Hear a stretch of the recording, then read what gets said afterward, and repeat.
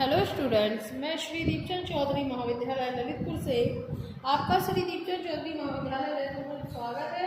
आज हम MA first semester में जो आपका सब्जेक्ट है होम साइंस, उसमें हम जो सोशल रिसर्च वाला पार्ट है उसमें आज हम ऑब्जर्वेशन को देखेंगे कि किस तरीके से जो है ऑब्जर्वेशन किया जाता है या निरीक्षण हम किस तरह से करते हैं एक अनुसंधान करते वक्त या फिर कोई रिसर्च करते टाइम। तो जो अवलोकन वाली प्रविधि होती है वो एक हमारे रिसर्च की बहुत ही ज़्यादा पुरानी लेकिन सबसे ज़्यादा जो कि प्रचलित विधियों में से एक मानी जाती है, जिसका हम यूज़ करते हैं किसी भी सोशल रिसर्च करते टाइम। जब हम कोई भी डेटा कलेक्टिंग करते हैं तो उस डेटा कलेक्टिंग करने के लिए जो है इस विधि का जो है यूज़ किया जाता है या इस मेथड का हम यूज़ करते हैं। जैसे कि ऑगस्ट काम्टे ने जब सोशल साइंस की जब एक रूपरेखा का निर्माण किया, उस टाइम उन्होंने एक एक्सपीरियंस किया कि जो हमारा सोशल साइंस होता है उसमें जब हम कोई साइंटिफिक कोई मेथड लेकर के जब हम कोई विषय या कोई सब्जेक्ट का निर्माण करते हैं उस वक्त हम इस मेथड का यूज़ करते हैं या फिर हम कहें कि ऑब्जर्वेशन मेथड का हम उसका यूज़ करते हैं, जिसके लिए हम उसकी विषय वस्तु का निर्माण भी होना चाहिए। इस तरीके का जो है ऑगस्ट काम्टे ने कहा भी था कि समाजशास्त्र या फिर कोई भी ऐसा सामाजिक विज्ञान की श्रेणी में आ सकता है जब वह हमारी जो सामाजिक घटनाएं होती हैं उनका डायरेक्ट जो कि ऑब्जर्व करे और उनका जो है क्लासिफाइड करे। तो इस तरीके से दैनिक जीवन में ही नहीं, यानी जो डेली लाइफ में ही नहीं बल्कि साइंस में जो कि हमारा ऑब्जर्वेशन मेथड है वो जो है मेथड की जो है एक प्रमुख जो है विधि मानी जाती है। इसके अलावा हम अब बात करते हैं इनकी परिभाषाएं। अगर हम देखें तो ऑक्सफोर्ड कंजाइन जो कि शब्दकोश है या ऑक्सफोर्ड कंजाइन डिक्शनरी है, उसमें कहा गया कि accurate watching and narrating of phenomena as they occur is natural with regard to cause and effect of mutual relations, यानी कि जो घटनाएं होती हैं वो पारस्परिक संबंधों के संदर्भ में जिस रूप में वो उपस्थित होती है उसका यथार्थ निरीक्षण और वर्णन करता है। तो इस तरीके से उन्होंने इसकी परिभाषा को दिया।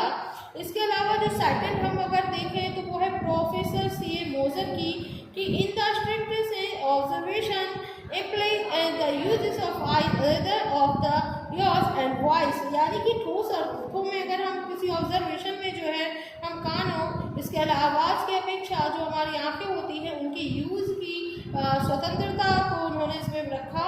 इस तरीके से हम अगर इन दोनों परिभाषाओं को देखें तो इससे पता चलता है कि कोई भी घटना का अध्ययन आंखों द्वारा देखकर करता है। इसके साथ साथ फैक्ट्स की कलेक्टिंग करना, इसके बाद इसका विश्लेषण करना, अवलोकन करने के विभिन्न प्रकार और अलग अलग विशेषता के आधार पर जो है फैक्ट्स का निरीक्षण करते हैं, जिससे कि एक रिसर्चर जो है वो समुदाय या घटना स्थल पर सहभागी रूप से भाग लेकर जो है अध्ययन करता है।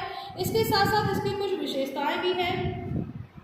जैसे पहली इसकी विशेषता है कि मिनट डीप एंड परवसिव स्टडी, यानी कि सूक्ष्म गहन एवं उद्देश्यपूर्ण अध्ययन, यानी अवलोकन में अवलोकनकर्ता जो है वो घटना स्थल पर अध्ययन वहाँ पर उपस्थित होकर घटनाओं का जो है काफ़ी सूक्ष्म गहन अध्ययन करता है और उन्हीं तथ्यों व आंकड़ों को एकत्रित करता है जो कि काफ़ी ज़्यादा ज़रूरी होते हैं।